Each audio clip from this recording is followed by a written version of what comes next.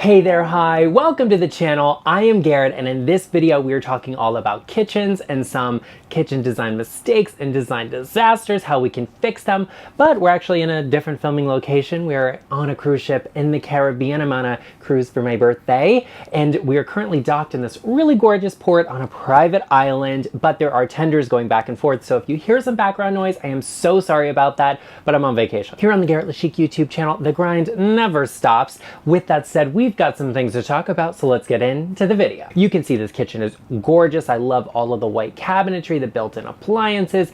Someone definitely put a lot of thought into this space, but what they didn't really think about was the accessorizing. Here above the sink, we actually have a little word sign that says, "Wash your worries away." I feel like this belongs in a laundry room, not in a kitchen, especially not a kitchen as luxurious and beautiful as this. We've also on the counters just have things like paper towel rolls. I think there's a tray of butter here. These things, while necessary, should be layered into other accessories and decor that make a little bit more sense, that feel a little bit more natural. And while I don't like to see a ton of things in a kitchen because I'm not cleaning, I'm not dealing with all of them, the lesson here is you want your decor and your accessories to say something, but you don't want them to just feel like clutter. This next space is one I absolutely love. You can see it's got gorgeous vaulted ceilings and beams. This window door installation system is just gorgeous. I love all of the light it's bringing in. What I'm seeing here that I would really change is actually the hood above the cooktop. We actually have another view of it where you can see it just feels small. It feels insignificant. And in a space like this where you have no upper cabinetry,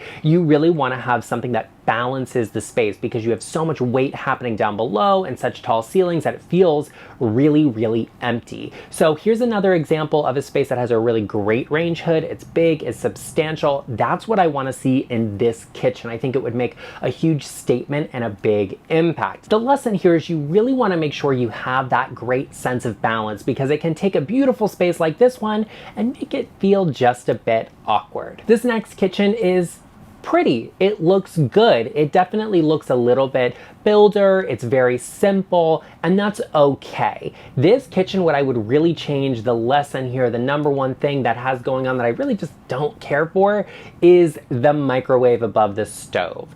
This is a thing a lot of people have. They don't like the microwave to be on the countertop, and I completely understand and respect that because I want to take advantage of the countertop space I have in my kitchen, right? But this specific microwave setup, I feel like could be on any of the cabinets. It doesn't have to be above the stove. You could put it actually here next to the window, get it out of the way, get a little side panel on there because no one wants to look at the side of a microwave, right? But then you could do something really impactful and add a really gorgeous vent hood above the stove here. I'd also add in an island. I think would make a really big impact on the functionality of the space because this is a really big area and then you don't really have anything going on. Something else I would do here is actually take these closets here. If they weren't being used, like if this wasn't an area, this isn't a back door that we need to have coats and jackets and boots on, I would turn it into a coffee bar. And I think that would also be a really great feature to have. Everyone loves a coffee bar, maybe a wine bar, whatever you like, but I think having that be a little offset from the kitchen would add so much storage and functionality to the space. You know, on this channel, I'm all about those little features, those little details that make a big impact, but are really realistic and achievable for everyone. So if you haven't already, please take a moment, hit that subscribe button, turn the bell notification on to get notified every time I upload, join the LeChic family. And after you've done that, please share with me in the comment section down below so that I can personally welcome you to the channel. This next kitchen has a lot going for it, and while I maybe wouldn't have made these selections myself, the great feature about this, or the great thing I want to point out that you should avoid in your kitchen, is actually the bar top counter. We don't love bars. Well, maybe you like a bar, but we don't like bar height countertops because you have to have bar stools and you have to climb up those bar stools, your feet are dangling off the ground. We don't really love that. And it definitely feels a little early 2000s. So what would it take to actually eliminate this? We'd have to be working with a contractor here because it would take a lot of work. We'd have an electrician move all of the outlets and switches into the columns, which I would leave. We don't know if they're structural. I'm thinking they are because why else would they be there? We'd have to cut out a part of that wall, eliminate both pieces of countertop, and then replace it with a new countertop that extended all the way there. So while it would take some work, it wouldn't be any major demo. This could actually be done in a pretty quick amount of time. It's just not my vibe. It's not my cup of tea. I don't want to sit on a bar stool. So the lesson here is be sure you're mindful of the accessibility, of usability, because if you can't use it, if it's not comfortable to use, you just won't. This next kitchen is interesting, to say the least. It's got some things going on here that are really counterproductive, that are just not helping us out in this scenario because it's very busy. We have a busy backsplash, we have a busy countertop, and we have busy floor tile. So what would I do in this space? I would eliminate at least one of them. Probably the backsplash. I think I would just eliminate the tile. I don't think there's anything wrong with seeing a little bit of wall there, and it would help us to tone down the competition between the backsplash and the floor tile, because the floor is already very busy. There are a number of things I would change here, but the main lesson to learn is focus on one focal point or one feature. We don't want to have a ton of busy, overly personalized features happening in a space because they all distract from one another, and then they just make a space feel like, no, we're gonna go. We're just gonna head out, we're gonna leave, right? It just doesn't feel comfortable when everything is clashing and very busy. So consider what you have going on the floor before you pick your countertop and your backsplash and have everything be just too much competition in the space. Once again, this next kitchen is pretty. It has a lot going for it. The big issue here I'm seeing is actually the placement of the island. It feels like it's just in this weird spot. It's pulled pretty far back from this countertop area where the sink is, and it's actually right in the middle of the working triangle between the stovetop and the refrigerator and the sink. Like, I'd be working on the stove and be like, oh, I have to go get something out of the refrigerator, and I'd turn around and I'd bump right into the corner of the island. The placement of it just seems like it's too far away, but also still in the way. And I don't really know why the island was put here. If it were me, I would have actually brought it like a foot or two closer. In my opinion, you're either going to have something that's in the way or something that's not there at all. And for me, this is like half in the way, half out of the way, so it actually poses a bigger problem. I don't think this kitchen is actually big enough that it really has to have an island in it. In my opinion, the lesson in this space to learn is that too much space can actually be worse than having not enough space. This kitchen feels a little bit dysfunctional because of the placement of the island. It's not in the way enough that it feels intentional, and it's too out of the way that it feels useful. This next kitchen, it's got things happening. We're not talking about them. It's not my personal favorite, but I do think it actually has some good things happening. But the main thing I see that glares, that stands out to me, is this glass fronted cabinet. It does not feel like it needs to be there. And I see this all of the time in kitchens where you have this one cabinet on the wall that's like, you have a window above the sink, and then you have a run of cabinetry that ends to probably a door outside or something, and then there's one cabinet there. For me, I would rather not have that there. I'd rather see artwork or a calendar. I'd rather see some open shelves or something that actually feels a little bit lighter than this, because it feels like it blocks so much of the light coming into the space, and also it doesn't really seem super functional. It's a glass fronted cabinet, so we do have to be mindful of the styling of what we're putting into this piece. Here's another kitchen that has that same thing happening here. You can see it really is not serving a ton of function. Actually, if I zoom in, you can see the bottom of this cabinet doesn't even have a shelf. There's just like open things there. And this kitchen also has a peninsula, so you really couldn't reach those upper shelves anyway because you're standing so far back, you'd have to reach so far. And like, I'm not a particularly short person, I'm not the tallest person, but if I would have a problem reaching it, I know everybody else is gonna have issue too. So it's not something that serves a ton of purpose or function. I personally feel that not having it makes the kitchen feel more open, especially a kitchen like this. It's very modern, very chic, gorgeous. I love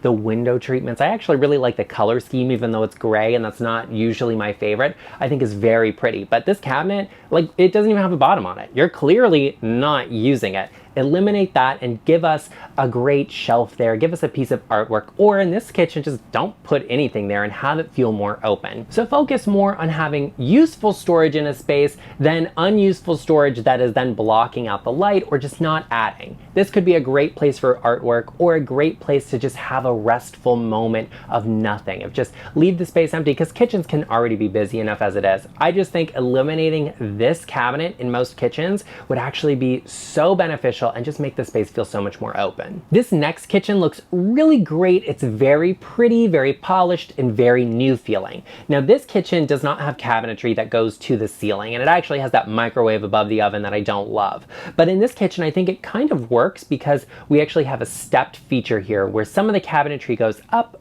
so you get that broken up line. Like, we've also got some molding on the ceiling there to add a little bit more feature to the space. I like all of that. I think the spacing is good. While not everybody loves the subway tile, I think it's a classic. It works with this countertop. I think this is all really, really great. The thing I'm seeing here that I'm like, ooh, that's not really, I don't personally like that, is actually in the refrigerator. It has a ton of space around it and it sticks out really far. It's actually like a smart refrigerator. It looks like it's got a screen on it, or maybe that just allows you to see into the refrigerator. That's cool, but sometimes opting for these more technologically advanced things like appliances doesn't always make the most sense because it really doesn't fit the build-in here for a refrigerator. In an instance like this, the manufacturer is going to have a recommended clearance around the fridge so that it can get ventilation, and that's important to remember. But a refrigerator that sticks out too far, there's not really a reason for that other than it gives you a little bit more depth inside of the refrigerator, which is great, but also not usually super necessary. Unless you've got 20 people in this house, we could have had a counter depth refrigerator. So that's what I would have gone for. There's something else to consider here, and that's that this refrigerator has a large gap on one of the sides and the top. In my opinion, I would rather have that gap there than a refrigerator that sticks out further, because we could always add a piece of trim in to kind of fill or close that in a little bit so it would feel more built in and more luxurious. So having a refrigerator like this that feels bulky, it doesn't feel like it belongs there, actually kind of cheapens the entire look and feel to me, because it kind of says to me like, oh look, you spent all of this money, you bought the kitchen, you bought this and that, you probably bought it from the builder and they just didn't give the refrigerator with there, which is like honestly the tackiest thing in my opinion, but that's not the point of this video. So they went out and bought a refrigerator and they're like, look, we can look into this one, it's really cool. That's what this is giving me.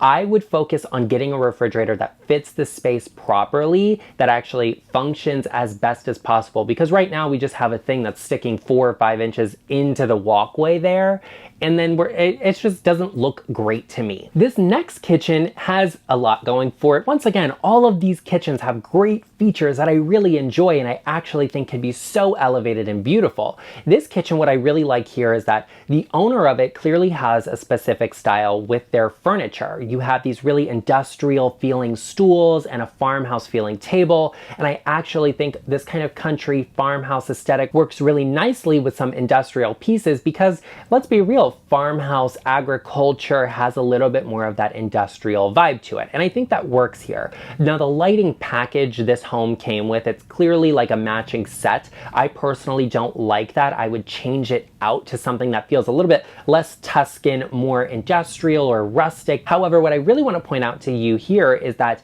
we have 3 pendant lights and 3 stools. You don't commonly want to see this because it just feels a little bit too cohesive. We need it to feel a little different. So if you have an odd number of pendant lights, you want to have an even number of stools underneath.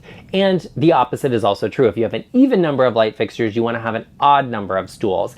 In this kitchen, I don't think 3 pendant lights is necessary. So I would actually eliminate the one in the middle and put a recessed or flush mounted fixture there to match all of the other can lights that are happening in the space. And I think it would really change the feeling. I think it would very much elevate the space, but I think also adding another bar stool would be fine. This kitchen is gorgeous, okay? I love everything. Very custom, very finished. We have all of the features happening here. Look at this. We have mirrors on the cabinetry and the refrigerator doors, which is custom built in. Oh, I love the trim work that's on them. What I'm seeing here first though, as soon as I look at this picture, my eye goes straight to the gap of space above the cabinetry. If you're doing custom cabinetry, you could have had it go all the way up there. I'm sorry, there's not an excuse for that, especially in a kitchen like this. And honestly, If it were me, I maybe would have just raised the cabinetry a little bit or opted for a longer size or something. So in this specific kitchen, if you couldn't do that or didn't want to do that, I would have an electrician out to really do a great job wiring in some lighting above the cabinetry. And the lesson here is not just about have your cabinetry go to the ceiling, it's about eliminate one of the distracting features. If it's not actually something you spent a lot of money on, like this kitchen, someone put so much care, effort, design, and time into, but we're losing a lot of that because of this shadow. So focus on eliminating some of those features that distract from everything that's happening, but also look for a way to make them an actual statement in this space. Well, there you have it, everyone. I hope you enjoyed this video, and I hope you appreciate that I took some time out of my vacation to bring it to you. Be sure you share with me in the comment section down below, which of these kitchens did you like the best? What is one of the things you would have changed in one of these spaces? Share with me because I love to hear from you. I want to hear from my subscribers. So be sure you let me know in the comment section down below and give this video a like. I also know that you know someone that they are embarking on a kitchen renovation, a journey, or maybe they're just looking for a little update in this space. Share this video with them because friends help friends, and I will see you in the next one.